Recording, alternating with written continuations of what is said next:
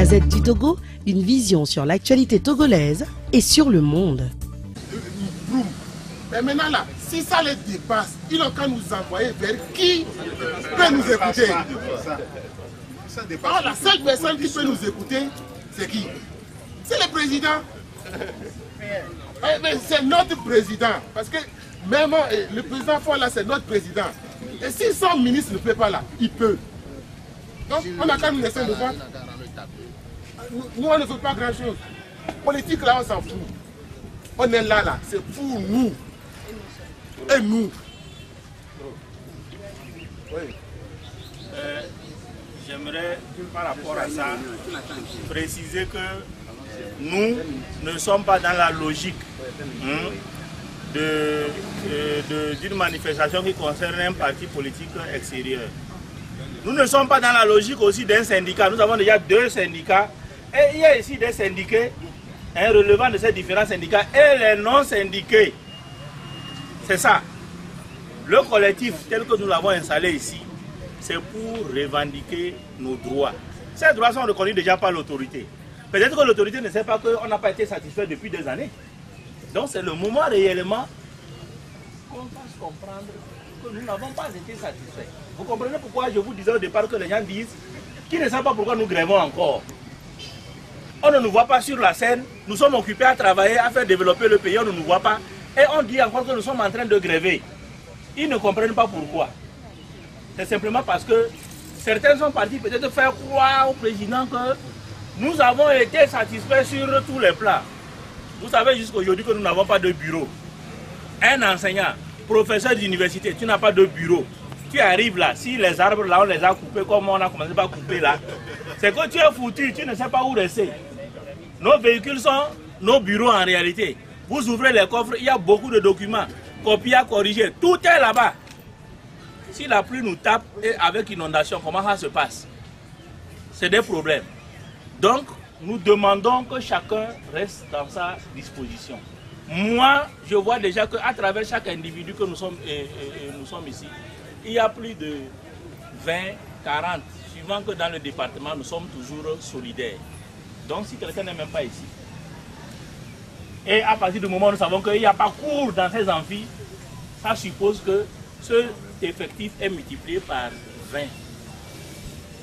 Donc nous comptons sur tout un chacun par rapport à ce qui se passe. Nous allons décider de la suite à donner à cette première semaine. Et cette suite, c'est tout le monde, librement. Même ceux qui ont confié leur voix par appel téléphonique pour dire ah, je suis les consignes du collectif, nous allons parler en leur nom pour décider de la suite à donner à ce mouvement.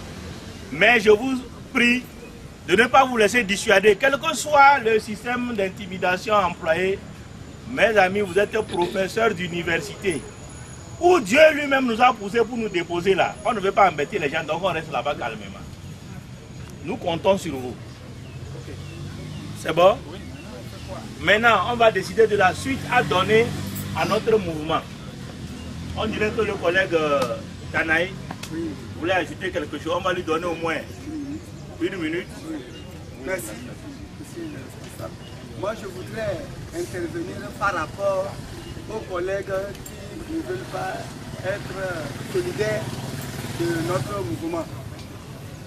Allons-nous continuer à les dénoncer publiquement sur les plateformes? Si oui, je pense qu'il va falloir qu'on change de stratégie. Puisque, au lieu de mettre par exemple, voici les noms des professeurs qui font cours, ça peut être à confusion, il va falloir qu'on dise, voici les noms des professeurs qui ne veulent pas être solidaires de leurs collègues. Là, c'est plus clair. Oui. Ou bien, j'ai vu quelqu'un dire que si on procède ainsi, on risque ça d'être contre nous. Donc, est-ce qu'on va continuer à les dénoncer publiquement? Bon, c'est ça ma question. Le vrai problème, on a déjà discuté de tout ça. Maintenant, qu'est-ce qu'on décide pour la suite? C'est le point 2. C'est ça. Parce que, une chose est sûre, on va encore continuer par parler des mêmes points. On nous a pas fait ci, on nous a pas fait ça. Ça là, on le connaît déjà. Le bilan puisque le premier point, c'est faire un bilan de la semaine. Le bilan de la semaine, c'est que jusqu'à une semaine là, les autorités ont continué par leur silence. On n'a pas eu de suite. Donc, on n'a même pas eu une respiration pour dire ils ont respiré sur notre courrier. Bon, maintenant, qu'est-ce qu'on fait? Faut pas que ça dure. Qu'est-ce qu'on va faire? La suite, à partir de lundi, on fait quoi? On continue ou bien on arrête pour l'instant? J'ai posé une question. On continue? Oui, on continue. On continue. Oui. On ne peut pas continuer parce que la semaine prochaine, il n'y a pas Il a la parole, il a la parole. Laissez chacun parler. Est-ce qu'il y a une autre? Et la semaine qui suit, si je ne me trompe pas, ce sera la semaine... non, la culture, c'est la semaine prochaine. Qui suit, ce sera la semaine des congés. Non. Oui, c'est le 19. C'est le 19. Ouais, c'est le 19. Ok. On a encore une semaine. Parce qu'il ne faudrait pas qu'on continue alors qu'il n'y a pas cours, c'est nous qui perdons. Non, mais sauf qu'il y a aucun papier qui est sorti. On a seulement le courrier qui est arrivé, j'ai lu, c'est juste qu'on a invité le personnel enseignant à prendre part aux manifestations de nos étudiants. Voilà. Mais il n'y a rien qui dit que les cours sont suspendus. Bon, la parole est laissée par terre. Que les cours soient suspendus ou pas, nous allons éviter quelques jeux que moi je maîtrise chez moi.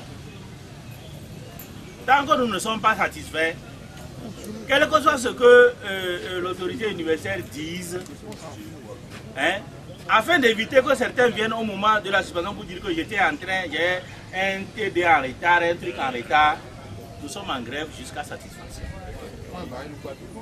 Qu'on aille en vacances, qu'on décrète que l'université est fermée dans leur stratégie habituelle là. Quoi, quelle que soit la décision qu'ils prennent, nous on est en grève, on n'est pas avec toi. Nous reviendrons pour nous entendre au moment où nous serons satisfaits. C'est vu? Et en ce moment-là, vous savez que même chez nous ici, quand on dit réellement congé, c'est un truc qui est dit administrativement, mais vous verrez que nous sommes tous là. Nous sommes tous là malgré les congés. La particularité de l'université, c'est ça. Donc, nous sommes en grève, quel que soit le schéma de la semaine, ainsi de suite. Et puis, il y a les vendredis. Chaque vendredi, quand on se voit, c'est pour décider de la semaine qui suit. Donc, je crois qu'on pourra mieux voir ces calendriers qu'on va nous envoyer. Nous continuons la grève, c'est ma proposition, jusqu'à ce qu'on soit satisfait.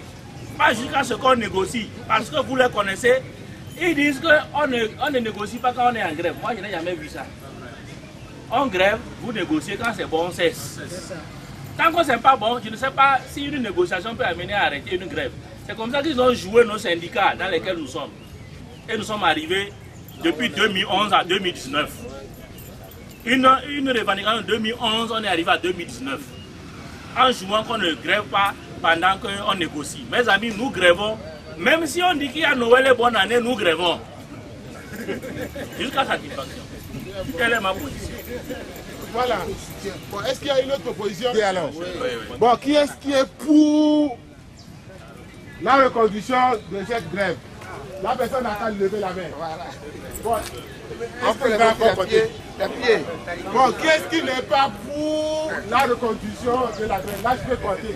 Il y a un. C'est normal, c'est bon. Oui, c'est la démocratie. Bon, il y a deux contre. Donc, la reconduction de la grève. À partir de lundi, la grève continue. Jusqu'à satisfaction. Oui. En fait, chers collègues, nous allons continuer les résolutions à huis clos. Mais je prie déjà que la décision. Comme la majorité a décidé. Voilà, si la majorité décide à faire, que ça soit rendu par on va serrer les mains comme ce que j'allais dire. Bon, mais il n'empêche que la publication, ça va continuer. Il faut quand même qu'on aide le président Kokoroko a a bien fait les précomptes. Parce qu'il ne faut pas qu'il fasse l'erreur de l'année passée en précomptant des gens qui n'ont pas fait. Donc si certains font cours, aidez-nous et les noms de ceux qui font. Il y a une main ici. Ah oui, c'est là, oui. Il y a des jeux qui... Il faut laisser, je vais expliquer. Non, moi-même, À ta place. non.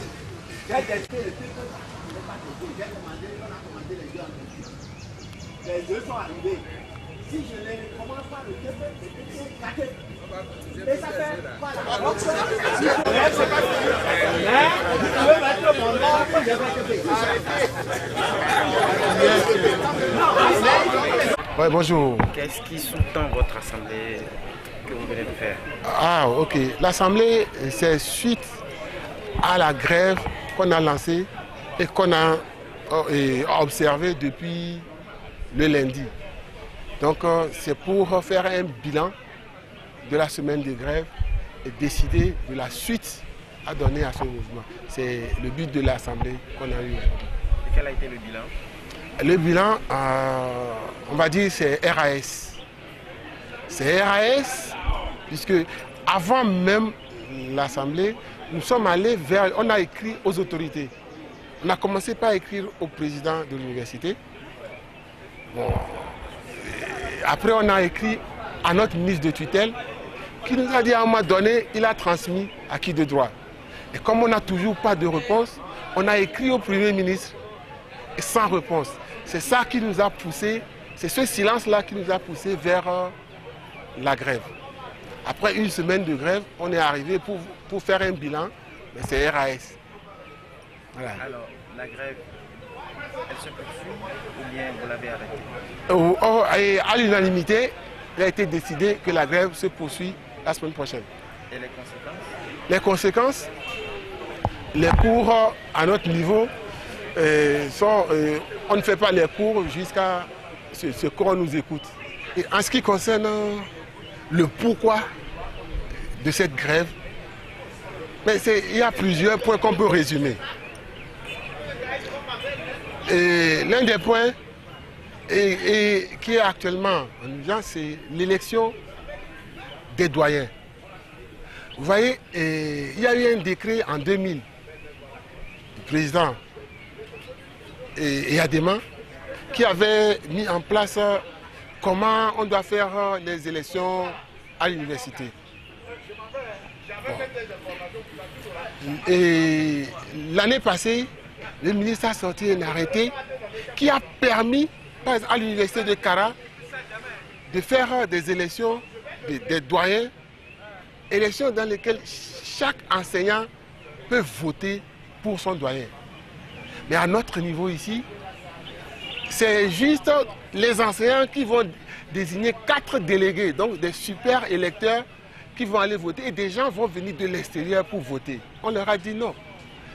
Laissez-nous faire comme nos collègues de Kara. Laissez à chaque enseignant le droit de voter pour son doyen. Là, ils ont refusé. Mais avez-vous compris pourquoi il y a cette politique de poids de mesure? Bon, et ils ont dit que pour Kara, il y a eu un truc exceptionnel. Dans un premier temps, le président de l'université et son collègue vice-président de l'université de Kara nous ont dit que ce que Kara a fait, c'est illégal. On leur a dit, il n'y a pas de problème. Si Kara fait quelque chose dans l'illégalité, nous aussi, on est une université sœur. Laissez-nous faire aussi dans l'illégalité. Là, ils n'ont pas voulu. Bon, c'est ce qui est quelque part inadmissible. Vous imaginez un ministre écrire arrêté, qui envoie ampliation à tous les ministères, qui envoie ampliation au président de la République, qui envoie ampliation à l'université de Lomé. Et puis, des mois après, on fait élection à Kara et les gens pensent que c'est illégal. Mais du moment où l'arrêté là est sorti, normalement, nous aussi, nous pouvons utiliser l'arrêté là pour faire. Mais nos ministres nous disent que c'est exceptionnel. Mais ce n'est pas grave. Tout ce qui se fait ici, se fait aussi à l'université de Kara. Quand on veut parler des universités, on parle des universités du Togo. Alors comment on peut faire 2 poids 2 mesures dans ce cas-là? Ce n'est rien, on veut seulement qu'on nous laisse la possibilité de voter. Voilà, ça c'est le premier point. Le deuxième point, c'est que quoi? En 2011, il y a eu un mouvement similaire et ensemble avec les autorités d'antan, il a été accepté, puis négocié et accepté des augmentations. Voilà, c'est les augmentations obtenues en 2011 que nous sommes en train de réclamer au jour d'aujourd'hui. Donc, est-ce que vous pouvez comprendre ça? Donc, nous avons été très patients. Et l'année passée, quand on a fait grève, on nous a dit oui, d'accord, on a compris, on va régler. Mais comme le Togo n'a pas d'argent, on va faire la moitié. Et comme ça, l'autre moitié en janvier, vous aurez ça et c'est fini. Et le président de l'université nous a confirmé que oui, en janvier, tout le monde va rentrer dans ses droits. On est en mars. Ce n'est pas encore fait. Vous avez cherché à voir le président? Oui, on l'a vu. On a vu le ministre aussi pour ça. Donc, c'est que pour qu'on en arrive là, c'est qu'on a suivi toutes les étapes possibles. Voilà, ça c'est un deuxième point. Et troisième point, certains parmi nous, comme moi-même, on a été intégrés dans la fonction publique en 2015. Jusqu'au jour d'aujourd'hui, les tests ne sont pas encore sortis pour nous dire oui, officiellement vous êtes fonctionnaire. Et je ne suis même pas officiellement contractuel. Je suis entre les deux. Mais j'ai le papier qui me montre que je suis intégré. Mais il n'y a pas les avancements, c'est bloqué. Aucun papier n'est sorti. On demande que ça soit régularisé. Et après on demande, quand vous prenez, quand vous recrutez un enseignant, du moment où il est reconnu par le CAMES, qui est régional, international, qu'on l'intègre automatiquement dans la fonction publique. Après, on demande aussi, dans nos revendications, que chaque enseignant puisse avoir un bureau. Parce qu'il y a des enseignants parmi nous qui n'ont même pas où s'asseoir. Moi, je ne vois pas que ça, c'est trop demandé. Qu'on nous donne la possibilité d'être à l'aise pour bien enseigner. C'est ce qu'on veut. Voilà nos revendications résumées. Et puis, il y a le dernier point, la retraite. Vous savez, depuis l'année passée, on a parlé de ces retraites. À chaque fois qu'on va vers que ce n'est pas pour nous, c'est pas pour nous. Nous sommes d'accord. S'ils ne peuvent pas, certains ministres nous ont dit que c'est une décision qui doit être politique. On veut bien. Maintenant, là, laissez-nous voir qui peut nous aider à prendre ces décisions politiques. Si c'est une décision politique, c'est le président Faure et Gnassingbé qui peut nous satisfaire. On ne veut pas grand-chose. Qu'on arrive à, une fois après, à vivre dignement de nos primes de retraite. Donc, ça s'est passé ailleurs. Nous allons seulement demander, si on arrive à voir le président Faure Gnassingbé, c'est lui demander de nous aider à vivre dignement après nos retraites. Que nos aînés qui sont partis à la retraite là puissent vivre dignement. C'est tout ce qu'on demande, rien d'autre. Parce que quand on voit comment nos aînés qui sont à la retraite souffrent, nous ne pouvons pas nous dire, ouais, nous avons encore 15 ans ou 20 ans, et puis on aura le temps de cotiser, mais qu'on les aide à vivre dignement et qu'on nous aide, nous, plus tard aussi, à vivre dignement. Donc, c'est pour ça qu'on veut qu'on nous revoie les problèmes de retraite. Est-ce que la grève a été bien suivie? Oh oui, oh oui, la grève a été trop bien suivie. Les amphis étaient pratiquement vides. Les seuls enseignants qui ont fait les ailes pour faire des cours, ils ont fait des cours à des salles pratiquement vides. Alors, n'avez-vous pas peur que la grève sera essoufflée si éventuellement l'autorité ne vous répond pas? Non, mais la grève sera essoufflée, mais nous ne revendiquons pas quelque chose d'impossible. Et quand on demande qu'on n'a qu'à régulariser nos situations, on ne demande pas une augmentation. L'augmentation, là, nous l'avons déjà eu en 2011. On veut seulement qu'on régularise. Et quand on demande un bureau pour chaque enseignant, je ne vois pas un enseignant qui doit dire « Non, moi, ce n'est pas grave ». Il y a certains départements, c'est dans une salle. C'est la salle qui fait office de bureau pour tous les enseignants du département. C'est indigne d'un enseignant. Voilà. On ne réclame pas grand-chose. Pour l'instant, on veut seulement vivre dignement et après notre retraite, vivre aussi dignement. Pouvoir enseigner dignement, calmement, qu'on puisse arriver à donner ce que nous, on sait faire un peu là à nos étudiants. C'est tout ce qu'on réclame. Voilà. y a pas de quoi. La Gazette du Togo, une vision sur l'actualité togolaise et sur le monde. Rejoignez-nous sur le www.lagazettedutogo.com ou sur nos comptes Facebook, Twitter et YouTube. Pour tout contact, écrivez à contact@lagazettedutogo.com ou appelez le 92 80 88 53. La Gazette du Togo, c'est l'information en continu.